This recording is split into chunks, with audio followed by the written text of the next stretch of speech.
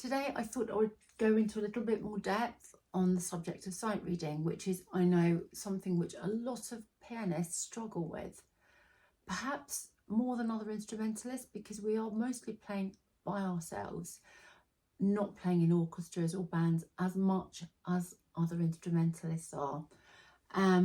Another thing that does happen is when students get stuck on this process of just doing exams, they end up only really looking at sight reading as something to be thought about near exam time, and suddenly, oh my gosh, I haven't done much sight reading. And they may also have been stuck on pieces for months, perhaps months and months, the same pieces. So they won't have been reading, or you won't have been reading as much music as you would like to be. When I was younger, we were just told to go and get a hymn book and play loads of hymns and go and play for services and things like that.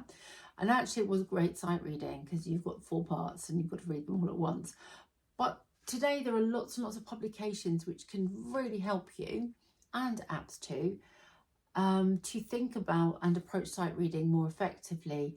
And I just wanted to kind of work with one of them with you today and just show you a few things. That preparation is really important.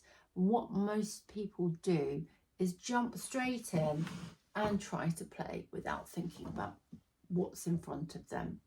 So I'm just going to hold this piece of music up. This is from the wonderful series by friend and colleague Paul Harris, Improve Your Sight Reading. Paul is really well known for his educational books on all kinds of musicianship, and sight reading is just one of the areas that he delves into, because his theory of simultaneous learning is that we should be dealing with and approaching all of these elements of music and all these elements of musicianship as one whole subject, not as separate things to be looked at only when necessary. And I absolutely wholeheartedly agree with Paul on this, and I do use a lot of his publications in my teaching. I'm going today with an easier level piece, which is from his grade 2 Improve Your Sight Reading. I do highly recommend this series actually. I'm going to put this up to the camera and hope that everyone can see this first piece here of sight reading. You would want to take some time to prepare first. The first thing you'd think, what is the first thing that strikes you about this little exercise here? It probably is patterns. Hopefully it's patterns. You can maybe see that we've got this repetition here, not of exactly the same notes, but we've got a rhythmic sequence. So we've got notes that repeat and are almost echoed, slightly differently, but we have different notes. Here we're starting on a G, here we're starting on a B, but similar intervals. We have got crotchets, crotchets, crotchets, crotchets. Then we go into 2 bars of crotchets here, a small mini phrase here, and another mini phrase here, which is taking us to the end of this section. You will see there's a lot of stepwise movement here because we're only working here at grade 2 level of sight reading. And you will notice that if you put your 4th finger as suggested here in the left hand on the G, everything will be under your hand. If you put your 5th finger there on the E, everything will be under your hand. Hopefully you'll have time to notice the articulation, and you'll notice that it's in the key of C major. We don't have any sharps or flats either in the key signature or in this little exercise. One of the things I like to get students to do is tap out the rhythm. Rather than trying to play the notes straight away, tap out the rhythm, and then you've internalized the rhythm, because one of the most important things about sight reading is the pulse and the rhythm. And keep going, keep going, keep going. Don't correct mistakes, just keep going. So when I say tap out the rhythm, I don't mean right hand and then left hand. I mean tap it out on the piano lid like this. So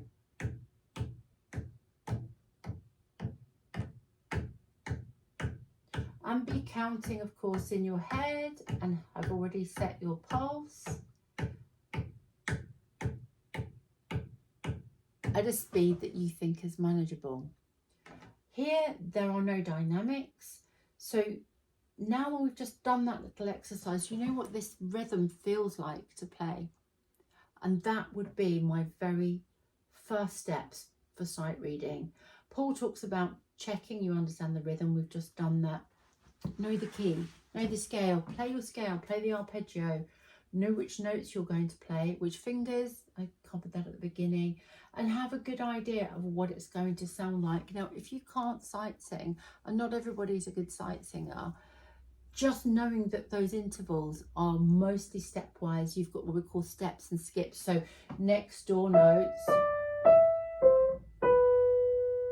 with the odd skip. So this is next door, skip, and then of course next door, skip. So this is what I mean about the patterns as well. There's a lot of information we have to take in very quickly. The more you do this, the more skilled you'll become at it. So they're just a couple of tips for a lower level, sort of a beginner level.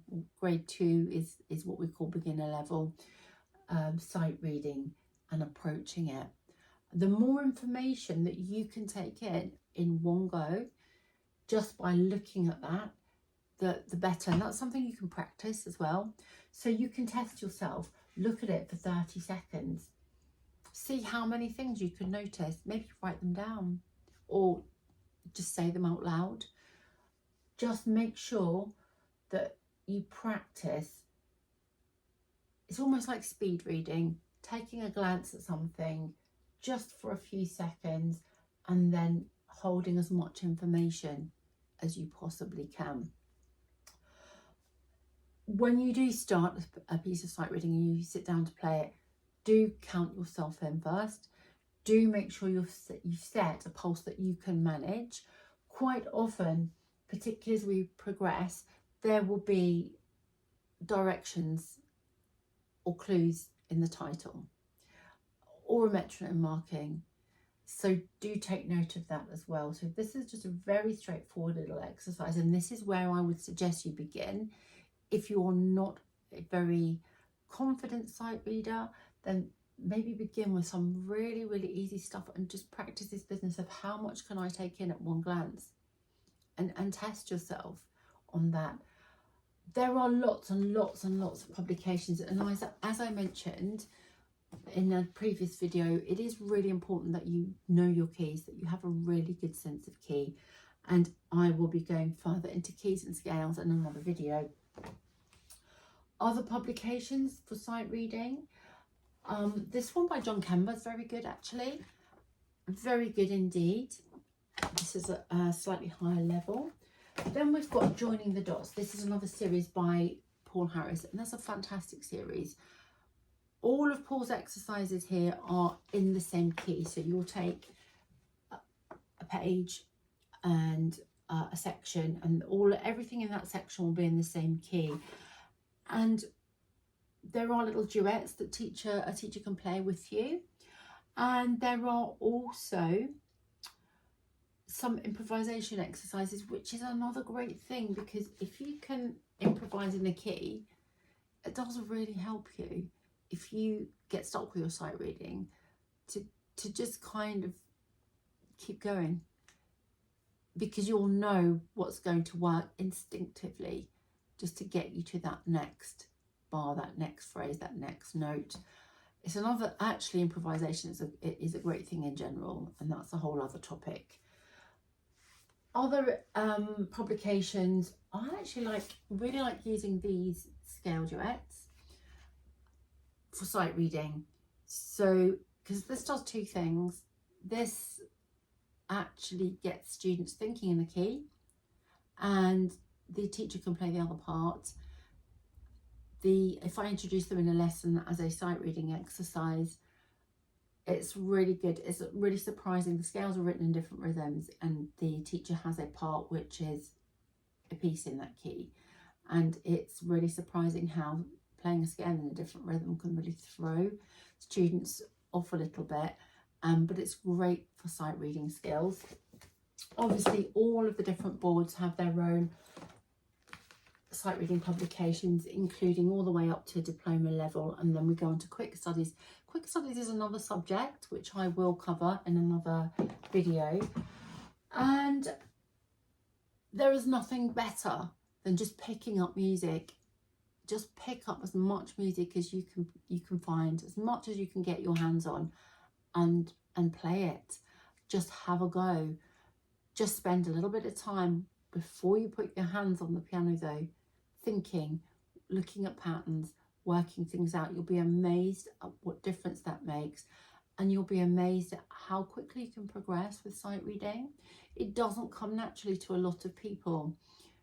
It's a skill we do have to practice, and it's actually great. The more that you can pick up and play, the more fun you can have playing the piano, because as well as the pieces that you're studying and working on in detail, you can just pick stuff up and try it out and just play it for pleasure and enjoy, and it will open so many doors to you.